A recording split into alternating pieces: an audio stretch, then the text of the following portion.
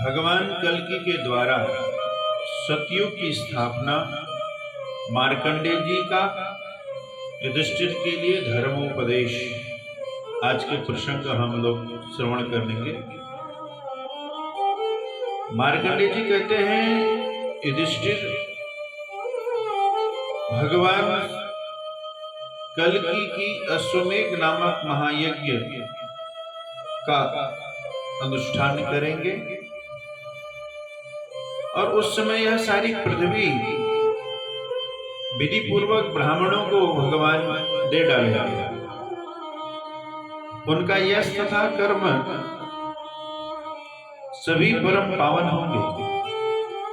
ब्रह्मा जी की चलाई हुई मंगलमयी मर्यादाओं की स्थापना करके तपस्या के लिए रमणीय वन में भगवान प्रवेश करेंगे। इस जगत के निवासी मनुष्य उनके प्रणीता और उनके शील स्वभाव का अनुकरण करेंगे। इस प्रकार सतयुग में ब्राह्मणों द्वारा दस्यु दल का विनाश हो जाने पर संसार का मंगल होगा। द्विजश्रेष्ठ कल्कि की सदा दस्यु वध में तत्पर रह करके समस्त भूतल पर विचरण करते रहेंगे और अपने द्वारा जीते हुए देश काल में मृगचर्म, शक्ति, त्रिशूल तथा अन्य अस्त्र शस्त्रों की स्थापना करते हुए ब्राह्मणों द्वारा अपनी स्तुति सुनेंगे। स्वयं भी उन्हें ब्राह्मण शिरोमणियों को यथोचित भगवान सम्मान देंगे। उस समय चोर और लुटेरे दर्द भरी वाणी में हास्य, हाय मैया, हाय बप्पा, हाय बेटा इत्यादि कह करके संबोधित करेंगे। ये भगवान के अवतार के समय उस युग में नए नए बगीचे लगाए जाएंगे, चैत्य वृक्षों की स्थापना होगी, पोखरों और धर्मशालाओं का निर्माण होगा, भांति भांति की पोखरियां तैयार की जाएंगी, देव मंदिर बनेंगे, नाना प्रकार के अनुष्ठान होंगे, ब्राह्मणों साधु स्वभाव के होंगे, मुनि लोग तपस्या में तत्पर रहेंगे। हे राजेंद्र, सब ऋतुओं में सभी प्रकार के अनाज पैदा होंगे। सब लोग दान व्रत नियमों में लगे रहेंगे। ब्राह्मण प्रसन्नता पूर्वक यज्ञ तपस्या में तत्पर हो रहेंगे। क्षत्रिय नरेश धर्म पूर्वक इस पृथ्वी का पालन करेंगे। धर्मात्मा श्रेष्ठ महाराज, तुम्हें अपने आप को सदा धर्म में लगाए रखना चाहिए, क्योंकि धर्मात्मा मनुष्य इस लोक और परलोक में भी बड़े सुख से रहता है। वैशंपायन जी कहते हैं, जन्मेजय, मार्कंडेय जी की यह बात सुनकर के परम तेजस्वी बुद्धिमान कुरुकुल नंदन राजा युधिष्ठिर ने यह उत्तम वचन कहा। कस्मिन् धर्मे मया स्नेयं प्रजा संशता मुने, कथं च वर्तमानो वे न चेवेयं स्वधर्मतः। हे मुने, प्रजा की रक्षा करते हुए किस धर्म में स्थित रहना चाहिए? मेरा व्यवहार और बर्ताव कैसा हो जिससे मैं स्वधर्म से कभी च्युत न हो? मार्कंडेय जी कहते हैं, दयावान सर्वभूतेषु हितो रक्तोऽनुसूयकः, सत्यवादी मृदुर्दान्तः, प्रजानां रक्षणे रतः। हे राजन, तुम सब प्राणियों पर दया करो, सबके हितैषी बने रहो, सब पर प्रेम भाव रखो, किसी में दोष दृष्टि मत रखो, सत्यवादी रहकर धर्म का आचरण करो, अधर्म को दूर से ही त्याग दो तथा देवता और पितरों की आराधना करते रहो। सारी पृथ्वी को जीतकर सदा सानंद और सुखी रहो। हे तात युधिष्ठिर, मैंने तुम्हें जो यह धर्म बतलाया है इसका पालन भूतकाल में भी हुआ है, भविष्य काल में भी इसका पालन होना चाहिए। भूत और भविष्य की कोई बात नहीं है जो तुम्हें ज्ञात हो, अतः समय जो क्लेश तुम्हें प्राप्त हुआ है इसके लिए हृदय में चिंता न करो। हे तात, विद्वान पुरुष काल से पीड़ित होने पर भी कभी मोह में नहीं पड़ते। यह काल संपूर्ण देवताओं पर भी अपना प्रभाव डालता है।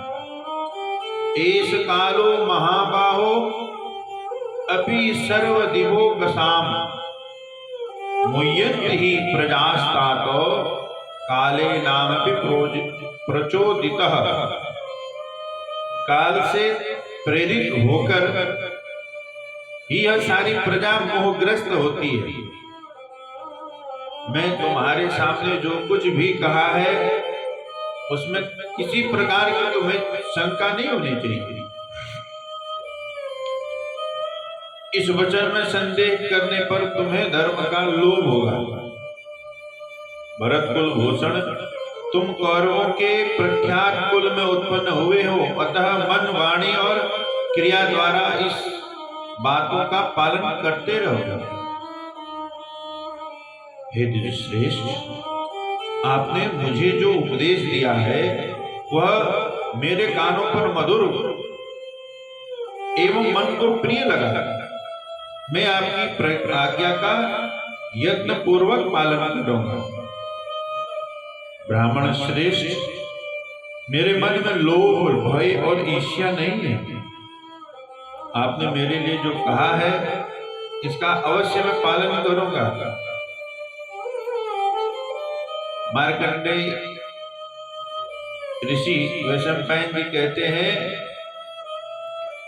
कि इन परम बुद्धिमान मार्कंडेय जी का वचन सुनकर के भगवान श्री कृष्ण पांचों पांडव बड़े प्रसन्न हुए और साथ ही जो श्रेष्ठ ब्राह्मण वहां पधारे थे उन सबको भी बड़ी प्रसन्नता हुई। बुद्धिमान मार्कंडेय जी के मुख से वह मंगलमयी कथा सुनकर के पुराणोक्त बातों का भी ज्ञान हो जाने से सब लोग बड़े विस्मित और प्रसन्न हुए।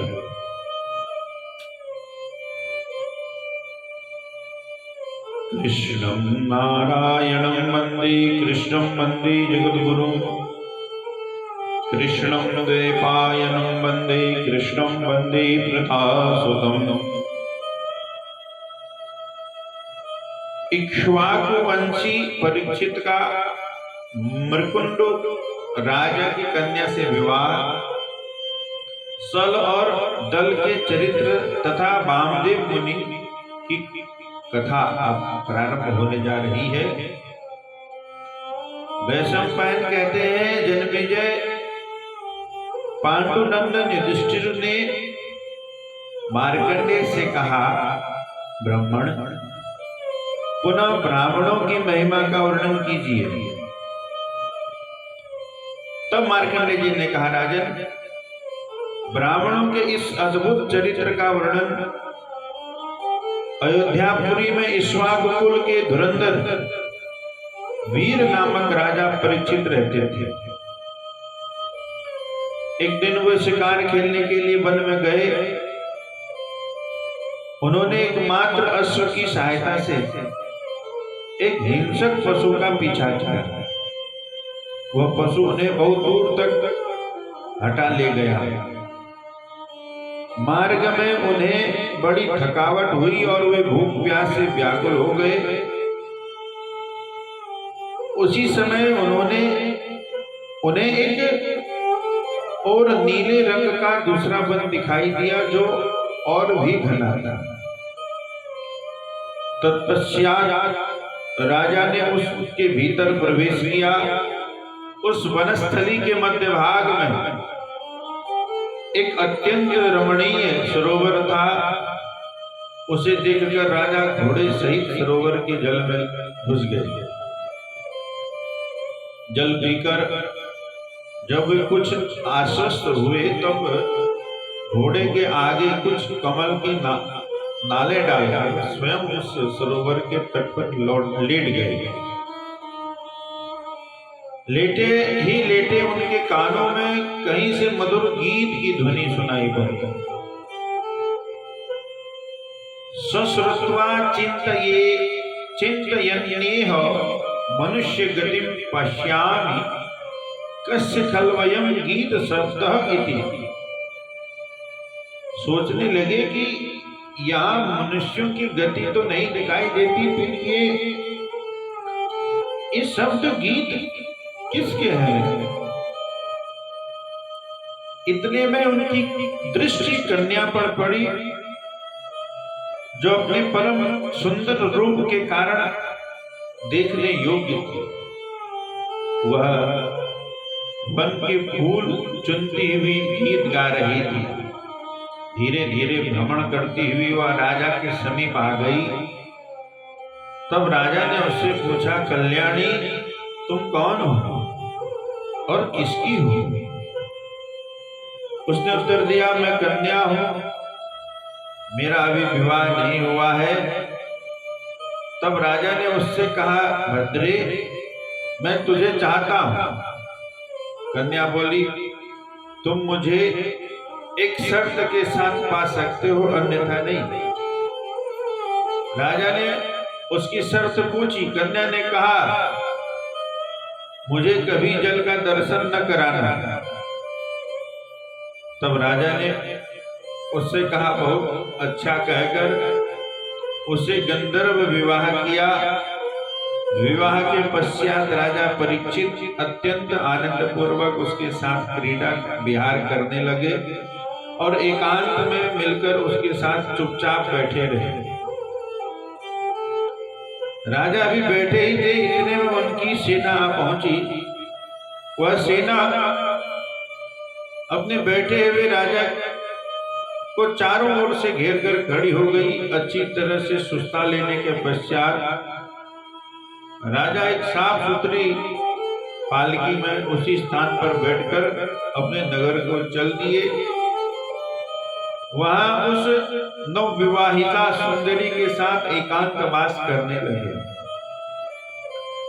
वहां निकट होते हुए भी कोई उसका दर्शन नहीं कर पाता था। तब एक दिन प्रधानमंत्री ने राजा के पास रहने वाली स्त्री से पूछा, तुम्हारा यहाँ क्या काम है? उसके ऐसा पूछने पर उस स्त्रियों ने कहा, अपूर्वमिव पश्याम उदकं नात्र नीयतो इत्यथामात्मनो नुदकं वनं करिष्यत्वे दार वृक्ष पुष्पक। हमारे यहाँ एक सुंदर सी अद्भुत बात दिखाई देती है। महाराज के अंतःपुर में पानी नहीं जाने पाता है। हम लोग इसकी चौकसी करते हैं। उनकी एक यह बात सुनकर प्रधानमंत्री एक बाग लगवाया जिसमें प्रत्यक्ष रूप से कोई जलाशय नहीं था। उसमें बड़े सुंदर ऊंचे ऊंचे वृक्ष लगवाए गए थे। वहां फल फूल कंद मूल की तो बहुतया थी। उस उपवन के मध्य भाग में एक किनारे में एक सुबह के समान स्वच्छ जल से भरी हुई बावली भी बनवाई थी जो मोतियों के जाल से निर्मित थी। उस बावली को लताओं द्वारा बाहर से ढक लिया गया। उस उद्यान के तैयार हो जाने पर मंत्री ने किसी दिन राजा से मिलकर के कहा, महाराज, यह वन बहुत सुंदर है, आप इसमें भली भांति विहार करें। मंत्री के कहने से राजा ने उसी नवविवाहिता रानी के साथ उस वन में प्रवेश किया। एक दिन महाराज परीक्षित उस रमणीय उद्यान में अपनी उसी प्रियतमा के साथ विहार कर रहे थे। विहार करते करते जब वे थक गए और भूख प्यास से बहुत पीड़ित हो गए, तब उन्हें वासंती लता द्वारा निर्मित एक मनोहर मंडप दिखाई दिया। उस मंडप में प्रिया सहित प्रवेश करके राजा ने सुधा के समान स्वच्छ जल से परिपूर्ण वह बावली देखी। उसे देखकर वे अपनी रानी के साथ उसके तट पर खड़े हो गए। उस समय राजा उस रानी से कहा, देवी, सावधानी के साथ इस बावली से जल में उतरो। राजा की बात सुनकर उसने बावली में घुसकर गोता लगाया, फिर बाहर नहीं निकली। राजा की उस वापी में रानी की बहुत खोज की, परंतु वहां कहीं भी वो दिखाई नहीं दी। तब उन्होंने बावली का सारा जल निकलवा दिया। इसके बाद एक बिल के मुख पर एक मेढक दीख पड़ा। इससे राजा को बड़ा क्रोध हुआ। उन्होंने आज्ञा दी कि सर्वत्र मेढकों का वध किया जाए। जो मुझसे मिलना चाहे वह मरे हुए मेढक ही उपहार में मेरे पास लाए। इस आज्ञा के अनुसार चारों ओर मेढकों का भयंकर संहार आरंभ हो गया। वे डरकर मंडूक राज के पास गए और उनसे कुछ वृत्तांत ठीक ठीक बता दिया। तब मंडूक राज तपस्वी का वेश धारण करके राजा के पास गया और निकट पहुंचकर इनसे इस प्रकार बोला, राजन, आप क्रोध के वशीभूत न हो, हम पर कृपा करें, निरपराध मेढकों का वध न करवाए। इस विषय में 2 श्लोक भी प्रसिद्ध हैं। मामंडूकान् जिघ्रान् सत्वं कोपं संधारयाच्युत प्रक्षीयते धनोद्रेन्द्रको जनानां विजानताम्। हे अच्युत, आप मेढकों को मारने की इच्छा न करिए। आपने क्रोध को रोके, क्योंकि अविवेश से काम लेने वाला मनुष्य के धन की बुद्धि नष्ट हो जाती है। धन की वृद्धि अविवेश से काम लेने वाले की बुद्धि नष्ट हो जाती है। प्रतिज्ञा करें कि इन मेढकों को पाकर आप क्रोध नहीं करेंगे। आप अधर्म करने से आपको क्या लाभ? मेढकों की हत्या से आपको क्या मिलेगा? किंतु राजा के हृदय में अपनी प्यारी रानी के विनाश के शोक से तप्त हो रहा था। उन्होंने उपयुक्त बातें कहने वाले मंडूक राज से कहा, मैं क्षमा नहीं कर सकता, इन मेढकों को अवश्य मारूंगा, क्योंकि इन दुरात्माओं ने मेरी पत्नी को खा लिया। अतः ये मेढक मेरे लिए सर्वथा वध्य ही है। विद्वान, आप मुझे उनके वध से न रोकें। राजा की बात सुनकर मंडूक राज का मन और इंद्रियां व्यथित हो उठी। वह बोला, महाराज, प्रसन्न होइए, मेरा नाम आयु है, मैं मेढकों का राजा हूं। जिसे आप अपनी प्रियतमा कहते हैं वो मेरी ही पुत्री है। उसका नाम सुशोभना है और वह आपको छोड़कर चली गई, उसकी दुष्टता है। उसने यह पहले भी बहुत से राजाओं को धोखा दिया है। तब राजा ने मंडोकराज से कहा, मैं तुम्हारी उस पुत्री को चाहता हूं, मुझे समर्पित कर दो।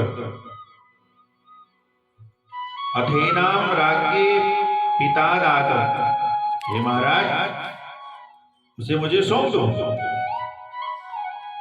तब पिता मंडोकराज ने अपनी पुत्री सुशोभना महाराज परीक्षित को समर्पित कर दी और उससे कहा, बेटी सदा राजा की सेवा करती रहना। ऐसा कहकर मंडोकराज ने जब अपनी पुत्री को अपराध को याद किया तब उसे क्रोध हो आया और उसने उसे श्राप देते हुए कहा, अरे तूने बहुत से राजाओं को धोखा दिया है, इसलिए तेरी संतानें ब्राह्मण विरोधी होंगी, क्योंकि तू बड़ी झूठी है। सुशोभना के रति कला संबंधी गुणों ने राजा के मन को बांध लिया था। वे उसे पाकर ऐसे प्रसन्न हुए मानो उन्हें तीनों लोगों का राज्य मिल गया। उन्होंने आनंद के आंसू बहाते हुए मंडोकराज को प्रणाम किया और उसे यथोचित सत्कार करते हुए हर्ष गदगद वाणी से कहा, मंडोकराज तुमने मुझ पर बड़ी कृपा की है।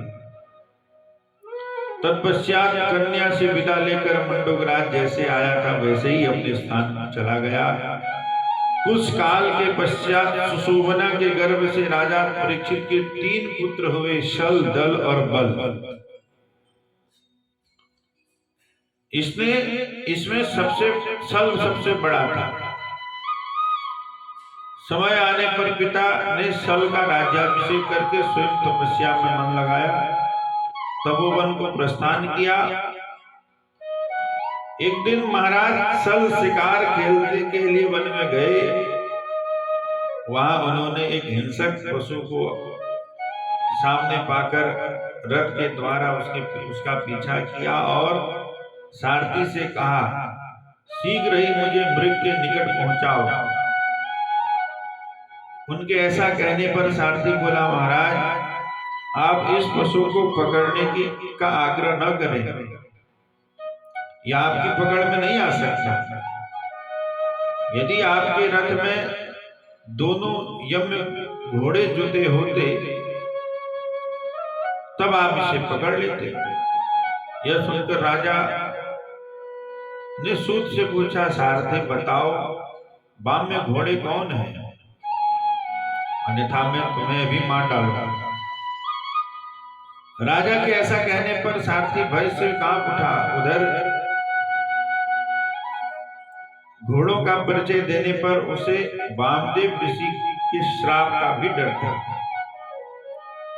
अतः उसने राजा से कुछ नहीं कहा। तब राजा ने पुनः तलवार उठा करके कहा, अरे शीघ्र बता, नहीं तो तुझे अभी मार डालूंगा। तब उसने राजा के भय से त्रस्त होकर कहा, महाराज वामदेव मुनि के पास 2 घोड़े हैं जिन्हें वामी कहते हैं, वे मन के समान वेगशाली हैं। अथेन नेवम मुप्राण मब्बरीत राजन वामदेव आश्रमम प्रयाहित सगत्वा वामदेवाश्रमम तमृषि बब्रेत। सारथी के ऐसा कहने पर राजा उसे आज्ञा दी कि चलो वामदेव के आश्रम। वामदेव के आश्रम पर पहुंचकर राजा ने उन महर्षि से कहा, भगवान मेरे बाणों से घायल हुआ हिंसक पशु भागा जा रहा है, आप अपने वाम में अश्व मुझे देने की कृपा करें। तब महर्षि ने कहा, मैं तुम्हें वाम में अश्व दिए देता हूं, परंतु जब तुम्हारा कार्य सिद्ध हो जाए तब तुम शीघ्र ही ये दोनों अश्व मुझे लौटा देना। राजा ने दोनों अश्व पाकर ऋषि की आज्ञा ले वहां से प्रस्थान किया। वामी घोड़ों ने उसे जुते हुए रथ के द्वार हिंसक पशु का पीछा करते हुए वे सारथी से बोले, सूत, ये दोनों अश्व रत्न ब्राह्मण के पास रहने योग्य नहीं है, अतः इन्हें वामदेव के पास लौटाने की आवश्यकता नहीं है। ऐसा कहकर राजा हिंसक पशु को साथ ले अपनी राजधानी को चल दिए। वहां पहुंचकर उन्होंने उन दोनों अश्वों को अंतःपुर में बांध दिया। उधर वामदेव मुनि मन ही मन इस प्रकार चिंता करने लगे कि अहो, वह तरुण राजकुमार मेरे अच्छे घोड़ों को लेकर मौज कर रहा है, उन्हें लौटाने का नाम नहीं लेता। यह तो बड़े कष्ट की बात है। मन ही मन सोच विचार करते हुए जब 1 मास पूरा हो गया तो आत्रेय जाकर राजा से कहा, यदि काम पूरा हो गया हो तो गुरुजी के दोनों या वाम में अश्व लौटा दीजिए। शिष्य ने जाकर राजा से यह बात दोहराई। तब राजा ने कहा, उत्तर देते हुए कहा कि यह सवारी राजाओं के योग्य है, ब्राह्मणों को ऐसे रत्न रखने का अधिकार नहीं है। भला ब्राह्मण घोड़ा लेकर के क्या करता है? इनको क्या काम है घोड़े से? अतः आप सकुशल पधारिए। शिष्य ने लौटकर सारी बातें उपाध्याय से कही। वह अप्रिय वचन सुनकर वामदेव मन ही मन क्रोध से जल उठे और स्वयं ही राजा के पास जाकर उन्हें घोड़ा लौटा देने के लिए कहा, परंतु राजा ने वे घोड़े नहीं दिए।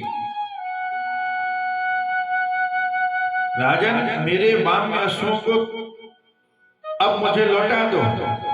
निश्चय ही उन घोड़ों के द्वारा तुम्हारा असाध्य कार्य पूरा हो रहा है। इस समय तुम ब्राह्मण और क्षत्रिय के बीच में विद्यमान हो। कहीं ऐसा न हो तुम्हारी असत्यवादिता के कारण राजा वरुण तुम्हें अपने भयंकर पाशों से बांध ले। वामदेव जी, राजा बोला, ये दो अच्छे स्वभाव, सीखे सरीखे, हृष्ट पुष्ट बैल है जो गाड़ी खींच सकते हैं। यही ब्राह्मणों के लिए उचित वाहन हो सकते हैं। अतः भर से इन्हीं को गाड़ी में जोतकर आप जहां चाहे वहां जाएं। आप जैसे महात्मा का भार तो वेद मंत्र ही वहन कर सकते हैं। वामदेव ने कहा, राजन, इसमें संदेह नहीं है। हम जैसे लोगों के लिए वेद के मंत्र ही वाहन का काम कर देते हैं, परंतु वे परलोक में ही उपलब्ध हैं। इस लोक में हम जैसे लोगों के तथा दूसरों के लिए ये अश्व ही वाहन होते हैं। राजा ने कहा, ब्राह्मण, तब 4 गधे अच्छी जाति के खच्चरिया या वायु के समान वेगशाली दूसरे घोड़े आपकी सवारी के लिए प्रस्तुत हो सकते हैं।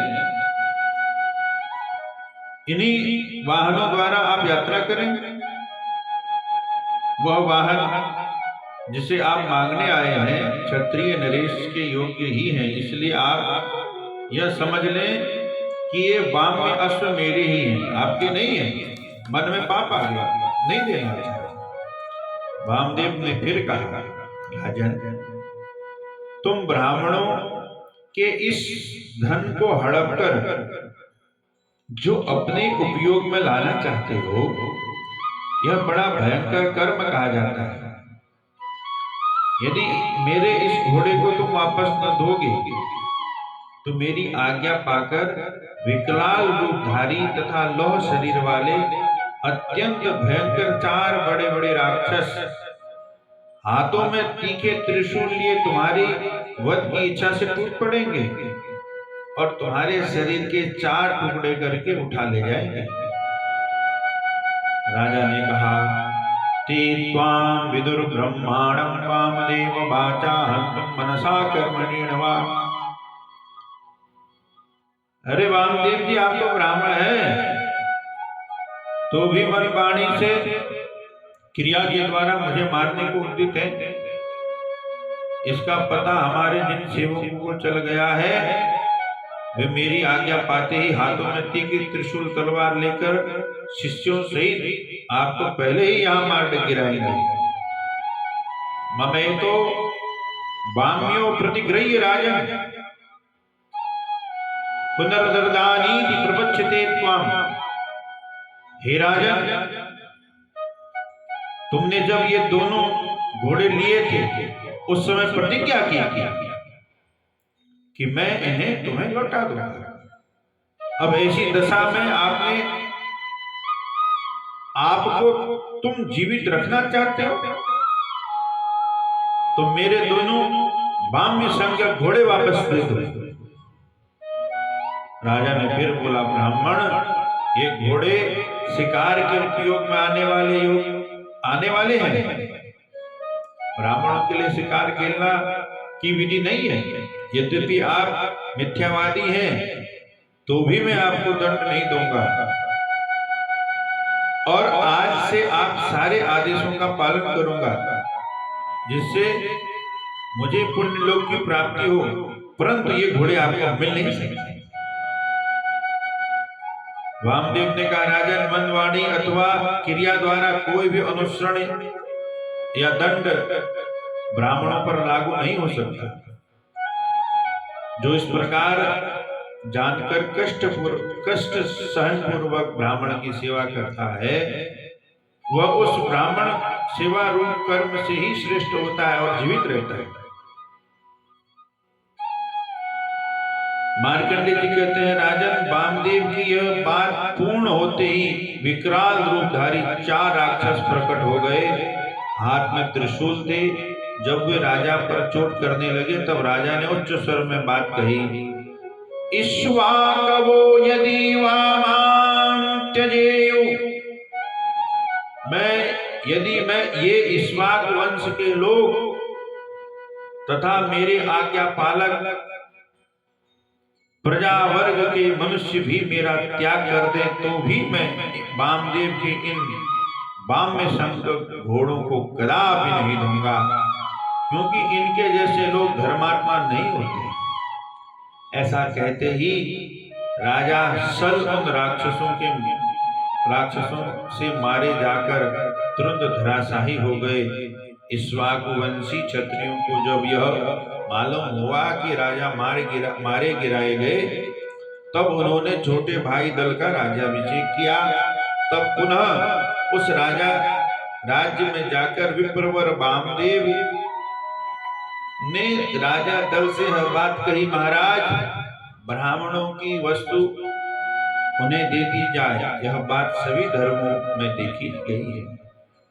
नरेंद्र, यदि तुम अधर्म से डरते हो तो मुझे शीघ्रता पूर्वक मेरे वाम्य अश्वों को लौटा दो। वामदेव की यह बात सुनकर राजा ने रोष पूर्वक अपने सारथी से कहा, हे सूत, एक क्षण अद्भुत बाण ले आओ जो विष में बुझाकर रखा गया हो, जिससे घायल होकर यह वामदेव धरती पर लौट जाए और इसे कुत्ते नोच करके खाएं और यह पृथ्वी पर पड़ा छटपटाता रहा।